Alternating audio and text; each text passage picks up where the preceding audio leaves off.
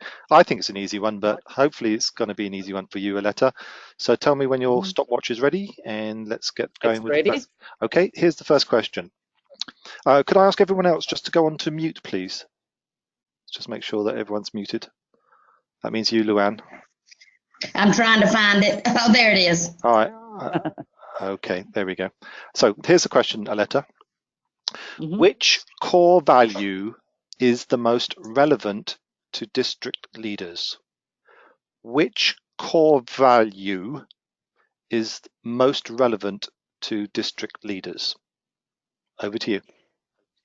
The one core value that I think is the most relevant is integrity. Over the years, I have learned that the challenge comes in that people sometimes interpret integrity differently. One person will say, I promised at the beginning of my term that we were going to be President's Distinguished, and therefore anything I can do to get us there is part of committing to that goal, where perhaps they might be forcing a club to charter before they're ready just to meet that deadline. Somebody else might think that integrity is getting as many clubs to charter within a certain time as possible so that the district grows, even if those clubs aren't sustainable. So we all have a different relationship to integrity.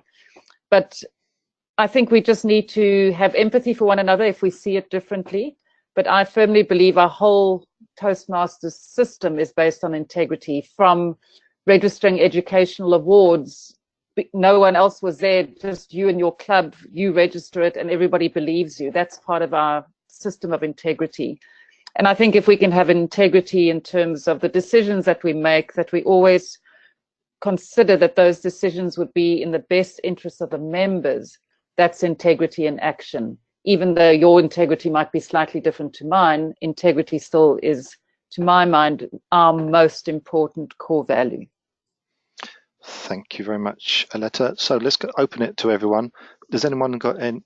Let's do a commend, recommend, commend. Who would like to give a commend to Aletta for that answer? So let's make sure that everyone is unmuted. That's Melissa. Hello. Okay. Hi, Melissa. Go. Good morning, or hello, Pedro. What I really liked about your answer is you addressed that what is integrity is different from person to person. I think that is something that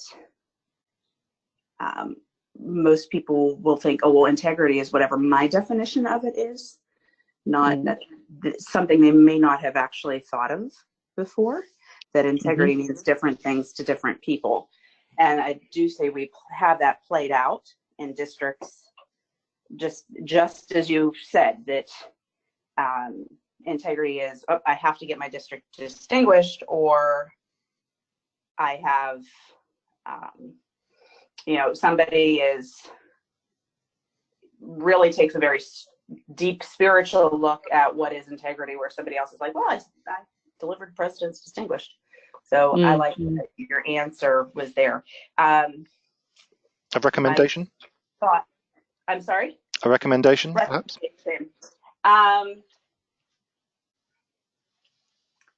Well, I was going to say the other thing is maybe add in something about, that's a great question, and picking one is hard because they're all interlinked. Acknowledging that, because they may have a different thought of which is the most valuable. And so just acknowledging that they may have the different answer. Yeah. Something like that. But okay, thank you. I like what I hear. Thank you very much. Anyone else would like to do a commendation for Aletta? Mo? Mo, do you want to comment? Pedro? Yes, can you hear us? Yes. The answer is good, but I prefer if we can mention the 4 core values at the beginning and say that the 4 core values are very important for all districts. But I believe that the highest importance is the integrity. Okay, I like that. That's, yep, a good one. Thank you very much for that. Anyone else? Because it will. Okay. Thank you, Pedro. No. We'll just go. We'll go through it quickly, and we can come back. Yes. But yes. Okay. I don't want to interrupt anyone. Anyone else? Luann? Yeah, Pedro, I think, now I heard recently that TI was having a real push as to the order of the core values. Am I correct in that? Have y'all heard that? I've heard that they always want to mention integrity first. They don't want us to have the RISE acronym. Exactly, yeah, the right, yeah. So I just, if you do, I think that Mohammed's and Melissa's comments were excellent as far as mentioning all 4 core values, but to make sure, you know, that they're in the order that TI prefers. But for me, I liked the answer because I think integrity is the most important. Okay. So, but yeah, I liked bringing all 4 in to recognize that for some people it might be different. Yep. Very good. Anyone else? Frank, have you got anything you'd like to contribute, or anyone I've missed? Okay, let's move on to another question then. So, Aletta, what key lessons have you learned serving on other boards or committees? What key lessons have you learned serving on other boards or committees? I currently serve on the board of the Eden, where we manage funds on behalf of property owners. And the key lesson I've learned there is that you have to take a multi-year focus. We manage property funds for a multi-story residential building, and there are 75 property owners that we represent. And we have to make sure that, for instance, the maintenance schedule, that all our levies take into account all the maintenance we need for the 10 or the 15 years to come, so that we plan ahead so that there are no surprises where we suddenly run out of money because something hasn't been catered for. And part of that lesson is going to experts when you need to. And we contracted a company whose sole job is to do this on behalf of other people, because we don't always know what we don't know. And taking their expertise into account, we could then relate it back to our knowledge of the building and then tweak some of the recommendations that were made. But ultimately, we have to do the long-term projections up front so that we can be confident that the policies and levies that we set this year will not be too high or too low for the years to come. So that's the key lesson I've learned, is this multi-year focus and planning well in advance and getting expert opinion when you need it. So can I start? My first comment on that, Aletta, is you gave me the answer, but you didn't tell me why you had to learn the lesson in the first place. Okay. So perhaps start with that. This is what the problem was. Okay. So people will start to hear you, that you know how to strategically think about an issue, and then give an answer to that. That was my take on that. Okay. Okay. Anyone else? Okay. Thank you. Okay. Frank. Yes. I appreciated the aspect of multi-year focus, because I think in running the organization, particularly from a district level, I just feel like the board does well to ensure that every candidate campaigns to the strategic plan, but not necessarily at district level, where our organization is pretty much growing at every level. So I just thought that it's not only did you answer the question of a lesson you learned elsewhere, but I think a multi-year focus, particularly, I mean, if I were to task the board, one of the things I'd be hoping is that the board ensures that our management team and the staff and the volunteers we're working with are achieving the best possible performance, because 300,000 members, or at least 360,000 members for our global organization, is not where I think Toastmasters should be. So I thought it was very relevant to something I feel is a priority in terms of implementing it at district level, which is probably the operational level aspect of TI which or the grassroots level which the board would focus on. So I appreciated that answer. Frank, do you think that I should have related it to Toastmasters in some way, linked the two? And the question was focused on what I'd learned on boards outside of Toastmasters, but did I miss an opportunity to say this is a learning that I'll bring in to the board if I'm elected? I think so. Okay, so I didn't think so, but the advantage of doing it that way is that for a trio member who's never thought about it, who is listening to you, all of a sudden you open their mind, and that could win you a vote or some votes. So maybe, yes, that's an opportunity for you to bring that up. Many districts are planning year on year, and it's disjointed. So the sustainability or the sustainable growth of our districts is not something we see everywhere, and I think could be a priority. Sorry, could be something that could benefit the organization and get us to the numbers we need to be at. Yeah. Okay. Thank you. Okay. Anybody else would like? Luann? One thing, and we talked about it back when we were doing your initial interviews, is to organize your answers, much like we do our speeches. I'd like to see you come out with a strong opening statement, even if it's to repeat the question. For one thing, that'll give you time to think. Yeah. Or to get the question in some way, or even to say something like, I'm very fortunate to have worked on various boards or various types of boards, all of which I've learned from what I've learned lessons from. So come up with some statement in the beginning to pull them in, to let them know where you're going. Okay. Thank you. Okay, Mohammed, I think you wanted to ask a question. Yes, Pedro. I think what Luan said now is the same what I want to say, that you can first say that you served in many committees in Toastmasters and outside Toastmasters. Because all members that sitting in front of you will expect that you will say that I worked in the alignment committee or any board committee, or whatever committees in the district or outside the district. But our concentration are more to Toastmasters. So your example is excellent, that you are not only worked in Toastmasters, but outside Toastmasters. But you should mention that. Yes. That you worked in several committees in Toastmasters and outside Toastmasters. And this is one of the examples that I learned that from this committee. Okay. Thank you. Should we move on to another question then? Okay. Hopefully this one will stretch you a little bit more. Not that you all haven't been stretched already. Thank you, Pedro. That's all right. No, but those were warm-up ones.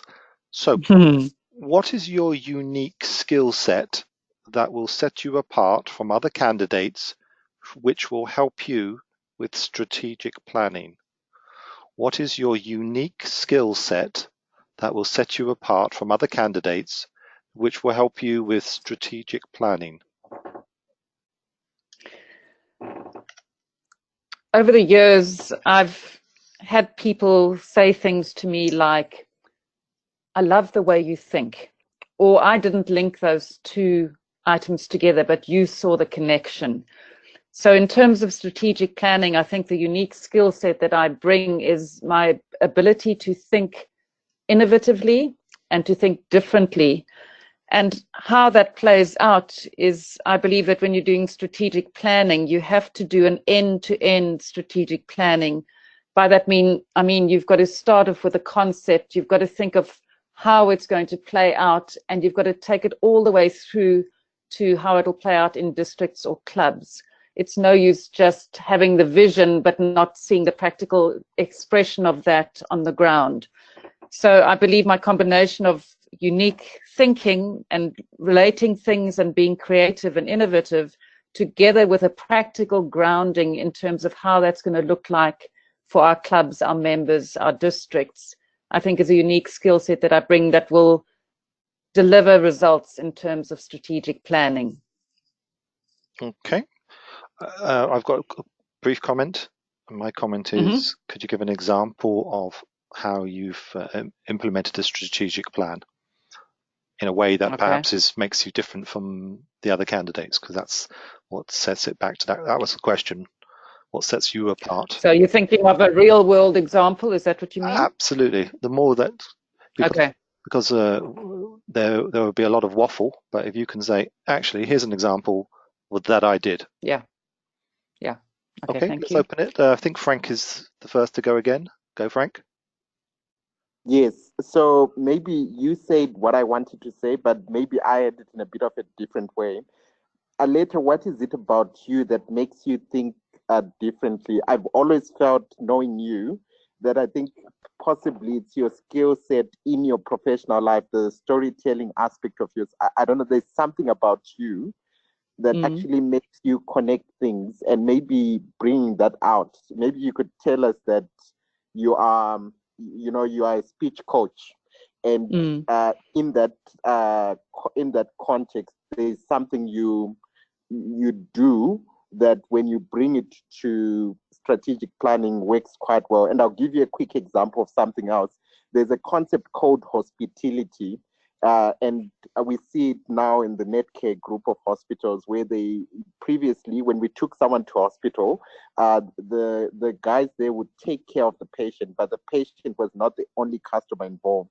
So they took lessons from the hospitality industry and brought them to the hospital industry, and so they call it hospitality. So you could mention something very specific about maybe your field of work or your unique skill set that's not necessarily related to strategic planning, and tell us how you're thinking in that. I mean, in District 74, we've got a guy called Eric Vigi, and one of the reasons why he's quite great at strategy, I think, is because of his journalism background. He does his research, and that, and maybe you could come up with your own example of that accentuates or makes it clearer to me why, what would make you unique in that skill set.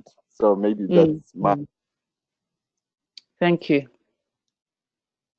Okay, who else would like to ask a question? Yes, I've got a question. Okay. I don't know if it's a trio type question or a candidate showcase, but I tried as much to make it a candidate showcase. So our envisioned future as an organization is to be the first choice provider of highly dynamic communication and leadership development programs. How do you think as an organization we are great at adapting to the changes in the environment and maybe leading the way in terms of introducing programs that would position us in a way that would enable us to achieve our envisioned future? To be the first choice provider of dynamic leadership and learning programs, it means we've got to really be ahead of the game. We've introduced a world-class system called Pathways, which has taken us from an old existing predictable program into a new, far more interactive, data-rich program. And then by data-rich, I mean that we can manage it now with real-time data that we've never had before. So in many ways, I feel we have already started leading the way. The fact that we offer experiential learning makes us unique in terms of we don't just give the theory, we give people the opportunity to take that theory and to practice that theory and get feedback. In terms of leading the way in the years to come, I think we have to embrace far more technology than we have been able to so far, and technology is expensive. So we need to have the membership growth to pay the dues, to pay for the technology. But I would like to see far more interactive leadership skills training being offered, not just experiential leadership skills. I'd like to see training modules available to our members and to our leaders on specific training areas pertinent to leading a team, to managing conflict. I think there's a gap in our system for that. And I think together with ongoing technology that we improve on a consistent basis, the experiential learning and training in leadership development, I think we will reach our envisioned future being the first choice provider of that type of training worldwide. Thanks, Aletta. So does anyone would like to comment on Aletta's answer there, please?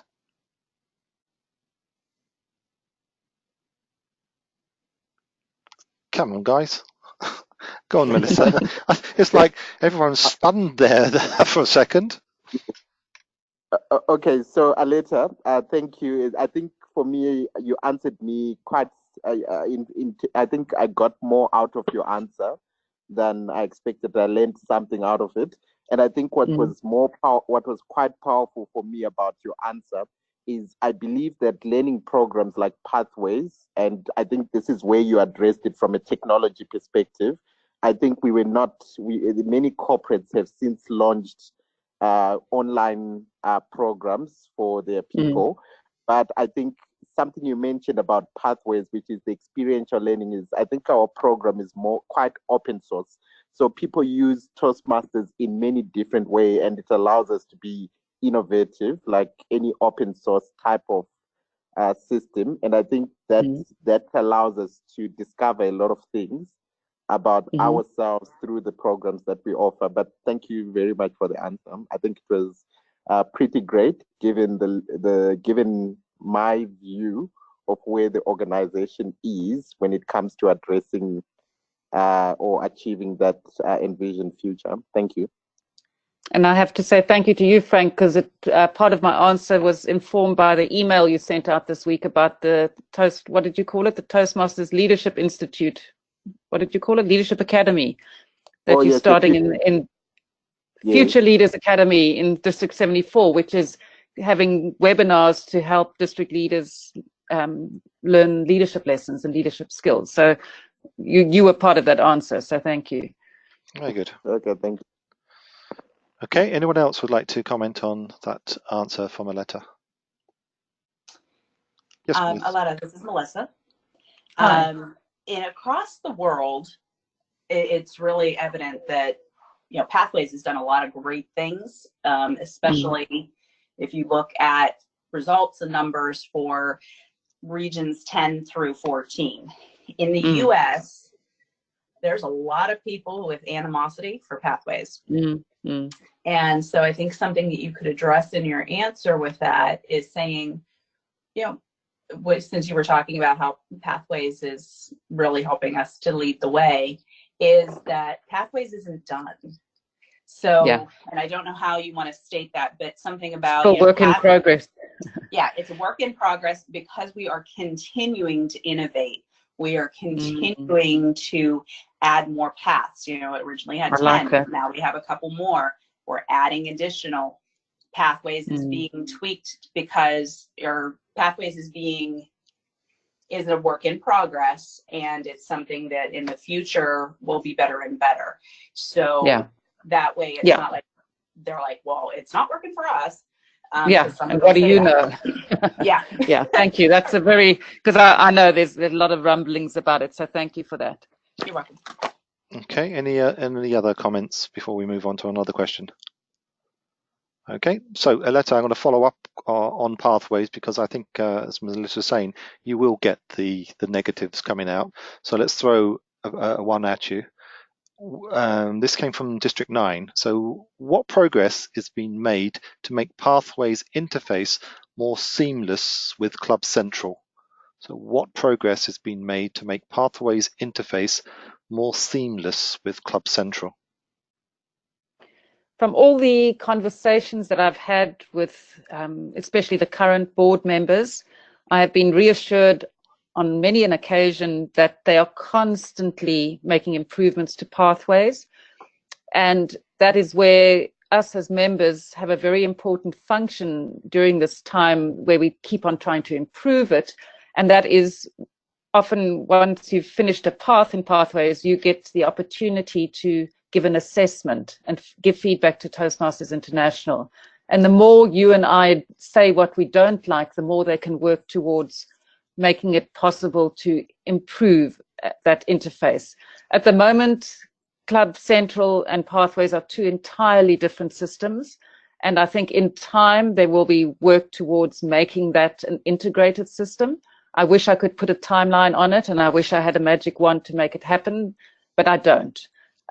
So it's, again, a function of a long-term planning by the IT department, and I wish I had more concrete detail to give you, but at this stage, I don't, which is the honest truth. No, absolutely. Well, and I think one of the things, this is Melissa, yeah, and although I don't have specifics on how they are working on that right now, I can share, just for an example, something the organization has recently done is, over the last few years, Toastmasters has been using Insightly as their lead management program. They have now integrated, they have dropped Insightly, they're no longer using Insightly, and these club growth directors will, on Monday and Tuesday of training, be being trained on a new lead management system that is now integrated and is part of the Toastmasters website, not a separate piece. Oh, well, that's news to me, so thank you for that. So that's it's kind part, of nice. Part of Leadership Central, or what is it part of? It will, I believe it will be under the Leadership Central. They'll be logging in as a member onto Toastmasters, or as a club district leadership onto the Toastmasters website rather than going onto a different site. And I think you can tie that in as well. As you see, Toastmasters is very responsive. It takes some time to do those things because we have to develop them. Yeah. And part of being in this technological age is that we have to be unafraid to try things and to change things. And we are already doing that and continuing to do that. Right. Thank you. You're welcome. Okay, Frank, did you want to follow up with a letter on this particular question? No, I'm happy. Thank you for that's right. all the contributions. So I've got to follow up on that one. So Aletta, you may get a question like that, which sounds like it's an obvious answer. So the question was, what progress has been made to make Pathways interface more seamless with Club Central? Now, as far as I'm aware, why should it be part of Club Central? Is it? Because it's much more efficient. Is it? Because currently you have to register something in Pathways, and then the VPE has to go into Club Central separately to register the same award. So it's like a hiccup. Yep. True. Duplication of effort. Oh, there's a lot of that going on. Very good. But what you could... Pedro, I'd like to say something too on it. Okay, please go ahead.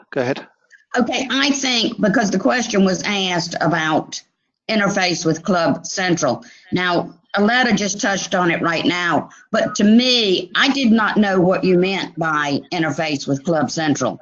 What aspects? And Aletta just answered that. So I think if a question isn't clear, then Aletta needs to stress how she is interpreting the question, because throughout the whole question, I didn't know what was being discussed. So by my giving an example, it would make it clear. Yeah, because now you just said, for example, such and such and such and such. So I think that you have to be careful that if the question isn't totally clear, but again, I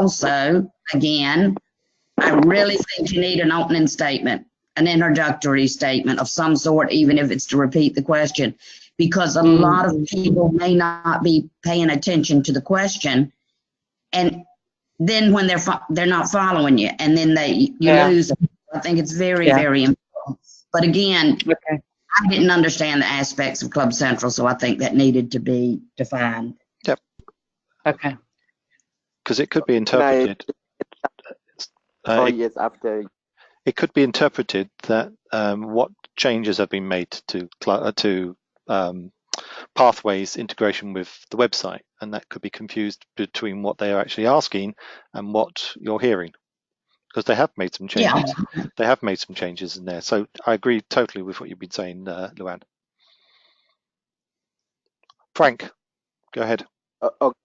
Yeah, thank you. I think this comment is a bit unrelated to the specific question, but I also just thought maybe it might be an important thought, because when we rolled out pathways. I was PQD in my district, and I think this could have been a weakness on my part as a leader in handling the change. So in my previous, a few years ago, I used to work in implementing a lot of enterprise resource planning software in business. So we used to do a lot of change management in the process. And I know that many companies suffer for many months. In fact, when we go through a change management process of some of those things, sometimes there are delays of up to 2 years for the biggest multinationals we have in the world. And the aspect of getting that software right takes time. And that's why the SAPs of this world continue to bring in modules time after time. So I don't know if maybe such kind of a background to some of those questions could open the minds of a few people, because I think sometimes we don't realize that we are actually a bit demanding as customers or as members of the organization, given that we are also in profit. I think some of the changes and the progress we've seen is maybe for me, I commend the organization for what they've managed to do with what I think is very limited resources that they have at their disposal. And I think I need to reference, I'm just looking at the CEO report, and they talk about they're building an enterprise resource planning system. And maybe I need to refer to that, because it's something they've been doing over years. And if you look at the CEO report of March, they've got like 2 pages on digital transformation. So it's part of a whole system that's planning. And I think you're right, Frank. I think we're very critical and we want the best things, you know, right away. But yeah, I'll try and reference that. It's quite a mouthful. Enterprise Resource Planning System, ERP system. Great stuff. Hey, we love, yeah, good stuff. Okay, another question, Aletta, and I think this should come from quite a few districts. So, given that there are a lot of districts not achieving distinguished status, what would you advise the board of directors to help districts to achieve distinguished and above status? So given that there are a lot of districts not achieving distinguished status, what would you advise the board of directors to help districts to achieve distinguished and above status? The question of how many districts achieve distinguished status is something I've been watching closely. I come from a region where the level of achievement is very high, and I've gone out of my way to speak to as many district leaders, especially from North America, or in this past year in Region 12, where the districts haven't achieved that status. And the conclusion I've come to is that it's a multifaceted problem, and there's no single answer that is going to transform those results. But the question I keep on asking is whether the district leaders in those districts see relevance in the district recognition program. And based on the conversations I've had, many of them don't see it as relevant to their district.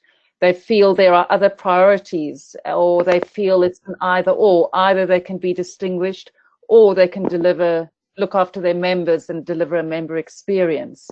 And some of them just don't buy into the goals. And if you think about it, in some of those districts, that district perhaps hasn't been distinguished for the last 5 to 10 years. So none of those leaders have had that experience of what it is like to be in a district that achieves and that sets out to achieve distinguished or better status. When I started out as a district leader, the mantra in my district was 1 new club per area. And that was the growth mindset we had, and that was how we trained our club officers. We didn't always achieve it, but that's the mindset we had. So in terms of advice to the board of directors, I think we need to have a very honest conversation with the district leaders and try and see how we can make the district recognition program relevant to the district leaders, that they can see a benefit in it that would make them take the steps to chase those goals, to work towards building a team that can deliver those results. It's not going to be a quick fix, and I think we need to have a lot of training around it. and we need to train a winning mindset. And I think those are the aspects of advice I would give to the board. Very good. Thank you very much for that. Comments, please. Mohammed. I think very good answer, especially if you emphasize on the training part to the district leaders, which I believe we are lacking in the organization. We are doing this training very fast in the convention, international convention, and mid-year training, which is not also enough. Regarding the Smedley, do you believe that when they put Smedley as the highest distinguished status is a good solution for those districts who couldn't achieve? I think the opposite is true. I think the fact that they changed the distinguished to being 1.5% growth was a really good move. And in most companies outside of Toastmasters, if you had at least a 1.5% growth, you would be very pleased. Not to have at least 1.5% would be a cause of concern in any enterprise. So I think that was very good to make it more attainable for more districts. Okay, Can I just pass it to comment on the last conversation, on the latter part of the conversation? My understanding is that the 1.5% is so TI did announce in August that they're planning to add Smedley Distinguished, and that they had not come up with criteria for it. And so the way it was presented to us at mid-year training in January was that this was a temporary measure because the organization was acknowledging that there were too many changes of the last few years. And so up until 2020, as the board buys time to come up with the actual criteria for Smedley, for now, they would recognize districts with 1.5%. So I think the conversation with regards to Smedley and bringing down distinguished 1.5% should be maybe considering making that 1.5% for the current arrangement permanent. But my understanding is that it's just a temporary arrangement during this transitionary period to make distinguished status attainable for the district. Okay. I think they were predicting that they would have 40 distinguished districts this year, and last year there were only 20. Oh, okay. This proves that these changes is not the way to correct the situation. By decreasing the percentage is not, you are not only, it's not a matter of recognition. It's a matter of proper thinking of the current situation. There is one acronym called GROW, which is a coaching acronym. You have to see the reality, put a goal and see the reality. I think the problem in Toastmasters is that they are not seeing the reality in North America. And it's very complex. I mean, people give me 15 different reasons why it doesn't happen. But as I say, my belief is that if you don't see it as relevant to your district, why chase it? And if you don't see it as relevant, it means you don't see any benefit. And then if you don't have the mindset to chase it. Melissa? Oh, I was going to say, I agree with you. You know, as serving as a region advisor the last couple of years, I was really surprised in the first region that I served, in Region 7, when I had a district director at the beginning of the year make sure to set me straight in the idea that, you know, thank you so much. I understand you're going to be trying to push us to get distinguished, but that is not our goal. We're not even trying. We're going to focus on the district mission of serving the members. We're not going to try and chase some arbitrary number. She didn't get the correlation between the two. And this year in mid-year training, one of the sessions, you know, they specifically had us show the connection between district mission and achieving distinguished, that one actually is the measurement of the other. And if you're not achieving distinguished, you're not delivering on the mission.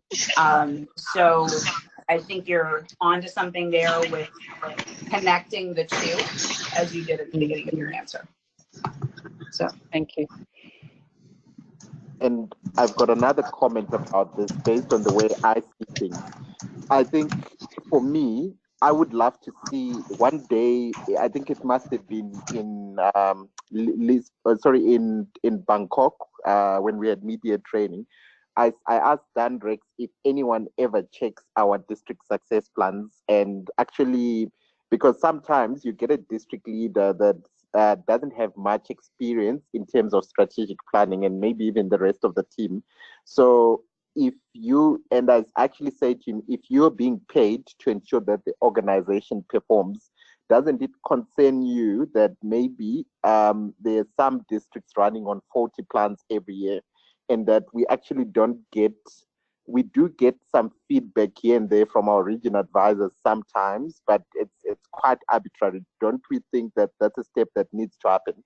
And so this last year, what happened is when region 11 split into region 10 and 11, I found that Africa was one of the regions that was kind of isolated, because when it was still Africa, Middle East, and Europe, I found that the interactions were quite huge.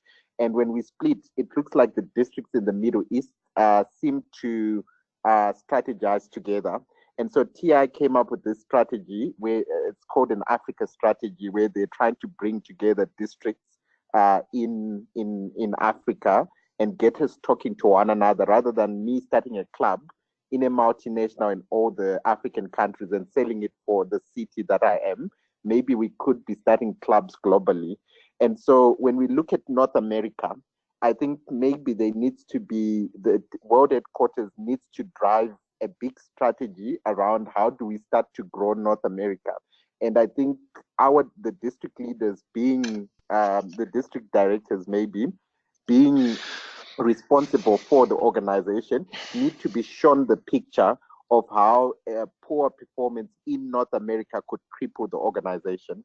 And maybe such type of initiatives where there's a generic strategy or a generic program that's being run centrally, and allowing the district's flexibility to then work within the objectives. Just like you, when you get onto the board, you need to align your ideas to our current strategic plan.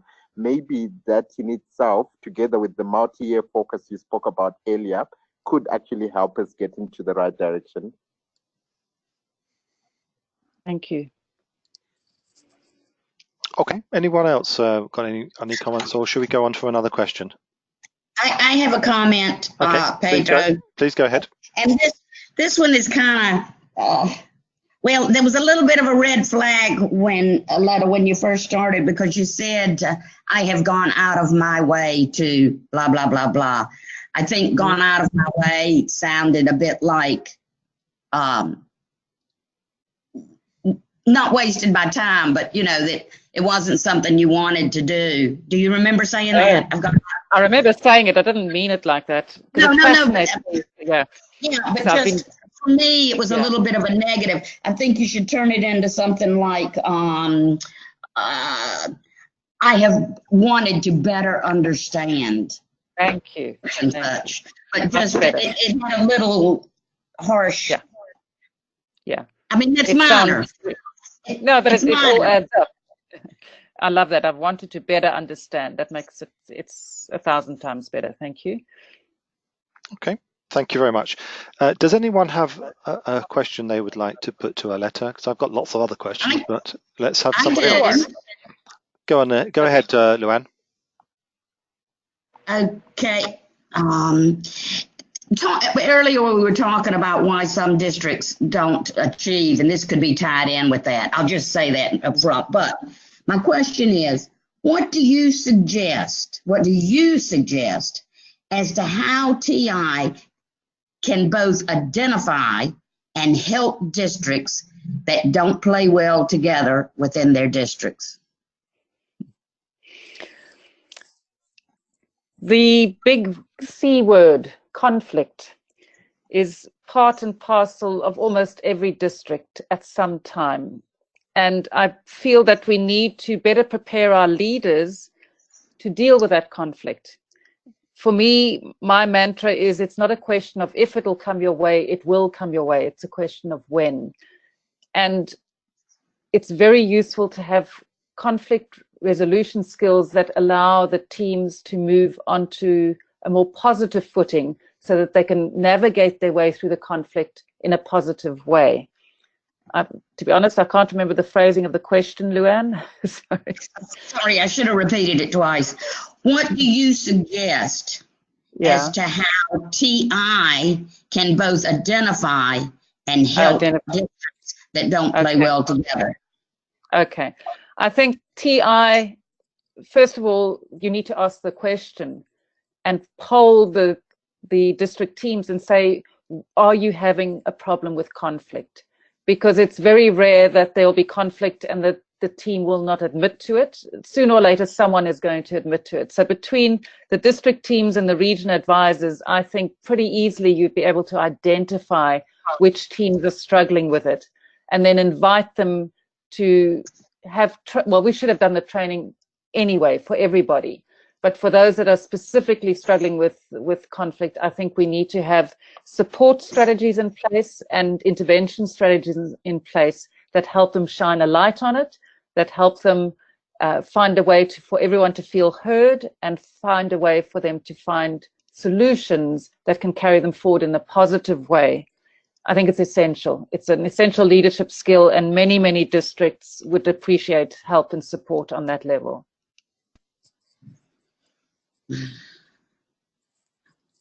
It's a tough question. Yeah. Well, but a very real one. Yeah, absolutely. Yes. Real ones here. Okay, cool. Does anyone else would like to comment on that answer from Aletta, please? Just a quick comment. In one of my conversations with Dan Rex, he was describing the Toastmasters International's business model. And he mentioned something that maybe aligns to, he said, part of our model creates problems itself, which present opportunities for the organization to grow. So I just think that I suppose maybe just to put context to the answer, that maybe the answer itself sounded quite adequate to me, in the sense that I suppose it also is quite a great learning opportunity for people that experience conflict in leadership to realize what happens.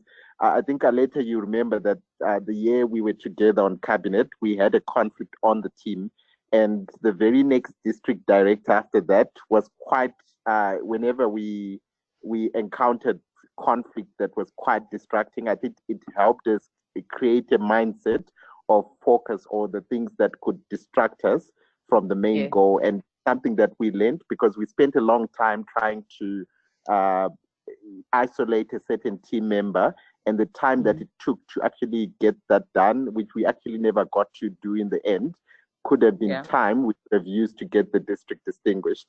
So sometimes it's also just a learning opportunity. So I just found that the answer it's a tough one, I think, like Luann said, but I was quite happy with the answer.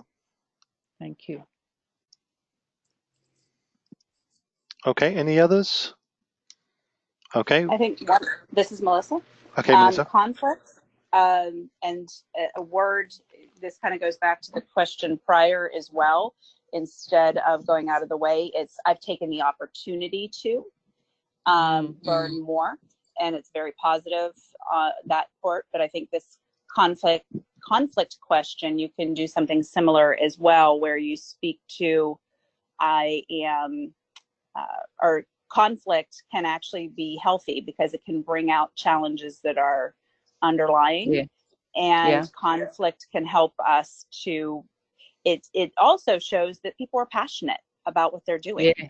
So you can talk about that conflict can be, it's a natural part, it's normal, and it's something that one of the benefits of our program is we get the opportunity to develop these skills here, which we can use in our daily life as well. Thank you. Okay, got time for one last question. And I warn you now, this is a loaded question. Oh, wow. Thank you. Well, because there are going to be those people who will have their own agenda, and they will try and see if they can get you to say something which they can then use against you perhaps sometime in the future. You said this to me. So, and it's you'll recognize this question from me anyway. So how would you recommend to the board of directors that they get RAs who can deliver excellent training rather than simply following the script? How would you recommend the board of directors get RAs who can deliver excellent training rather than simply following the script? Having served as region advisor, I have been through the training process that is provided, and it looks something like this. It is a lot of material that is given to you well in advance. You get briefed on it. You get the opportunity to present it and get feedback from your peers as to how well you are presenting it. And you do that over and over and over again. I think that there is a lot of support given. There is, obviously the script is given, but it is an incredible amount of information. And on top of that, RAs are human beings. And when they get in front of district leader training at the August convention for the first time, it can be a very intimidating experience. So I think the advice I would give is just to allow the RAs as much time as possible to rehearse and to get feedback and to get confident. At the end of the day, those people have been selected because they have a skill set that it's of value to the districts, where they can support the districts. And the training is part of that skill set.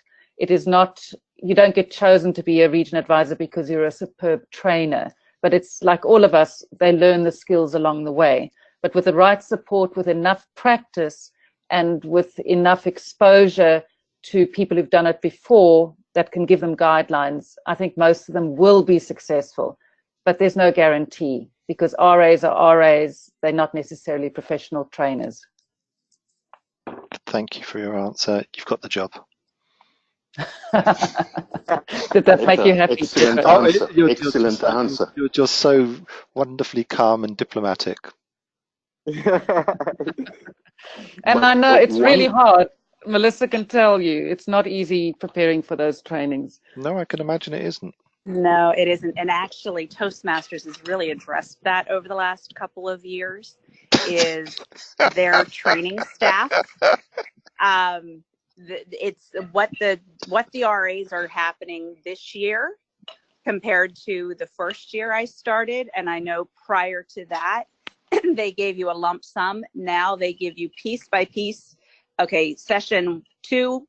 All right, we're all going to practice session 2, and they have 3 rehearsals on session 2, and then they have 3 rehearsals on session 4, and 3 rehearsals. So they're working on making that training more exciting, and the region advisor selection process, I think, is getting more difficult for the contestant, or the candidate.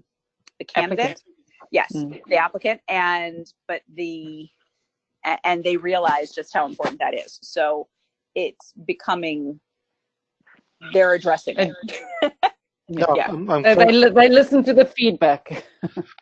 Yeah. The question here, Aletta, is the responsibility of the region advisor is to be a good trainer, or they are choosing them to support the district, to support the CGD, to support the marketing team of each district? Now, I think sorry, carry on. Yes, so why they are not assigning proper trainers? Now, if we are having the mid-year training in Dubai, last year they had it in Dubai, they can assign 2 trainers to give the workshops properly to the maximum benefits of the leaders, of the district leaders, and keep the region advisors for their main job. Didn't they do that last year, Melissa? I think last year they did. I think last year they did get professional trainers in, I believe. No, for sales training, Yes, for sales training at district leader training in August, they had a professional sales training company come in. Well-meaning, and as a sales trainer myself, good training, but it wasn't translated specifically to Toastmasters language, even though they tried. They had visited clubs that didn't use our standard language. So they were calling grammarian something else. They were calling timer something else. So people were looking a little confused in training, and so was I. But the as a professional trainer, you know, this is what I do for a living. That's a lot different than my peers who might be a project management expert in internet and IT. You know, they might be a technology person. So you try your best with it, but remembering all of your region advisors are all volunteers as well. You know, they are not paid a penny for anything that they're doing. So yes, you would like to have professional trainers, but they're former district leaders, and a lot of them are selected because of the skill set they developed during that district leader term, that they led their team. Some of them were not distinguished, some of them were distinguished, but it's more about the skill set that they bring. It might be from outside. So somebody might, we've had them that are professors. We've had people like me who are professional trainers. You have other people who are really good with their teams one-on-one. And so each person brings a different skill set. It's really hard to find a perfect candidate. There's very few people who bring every piece of region advisor to the table. It's a huge role. It is an absolutely huge role. Totally get it. Pedro, just one point following on to what Melissa's saying, and should Aletta be asked that question, yes, TI could assign professional trainers. I know I've been through some agony in some of the classes early on back years ago, but I think one thing to point out, to me, one of the most important aspects of Toastmasters is that we try to empower. And I think by having the region advisors handle the training, that it is part of empowerment. Yeah, because when they go on a visit, there are no professional trainers at visit. It's just them. Right, so, yeah. It's important that they learn that skill set. I've got no objection to what you just said, Luann, but the thing is that Toastmasters don't tell anyone what you have just said. We don't know that.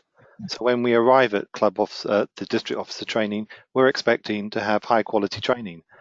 We're not told anything else that how the people have been selected, what their role is going to be. We're just told you're going to attend this, and you're going to go through a whole series of stuff. And as I've heard that the process of selection for RAs has changed, and that's a good thing.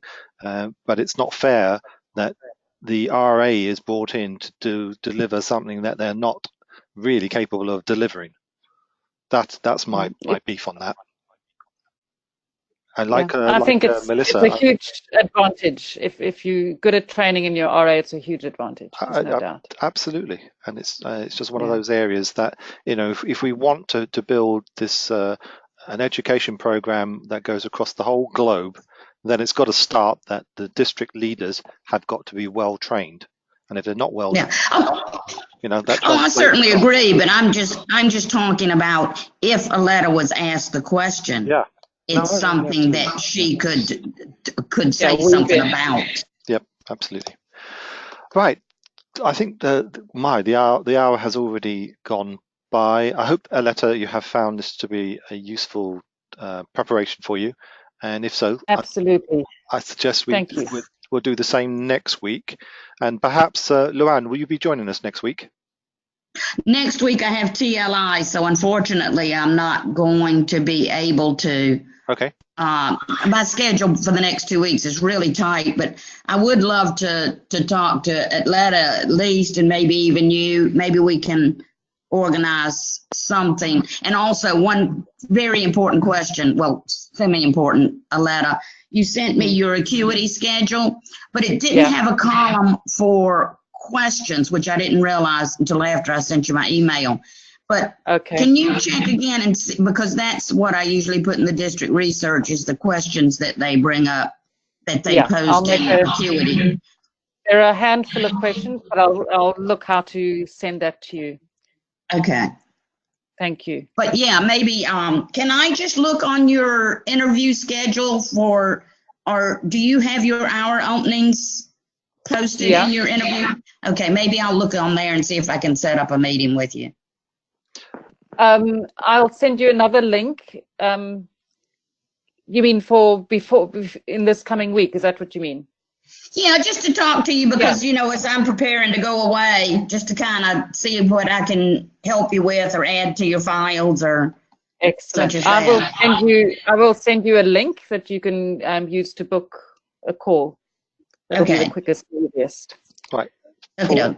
For next week's call, then I'd like to do two things, Aletta. One is for you to give us a skeleton of your 2-minute speech, what that might look like.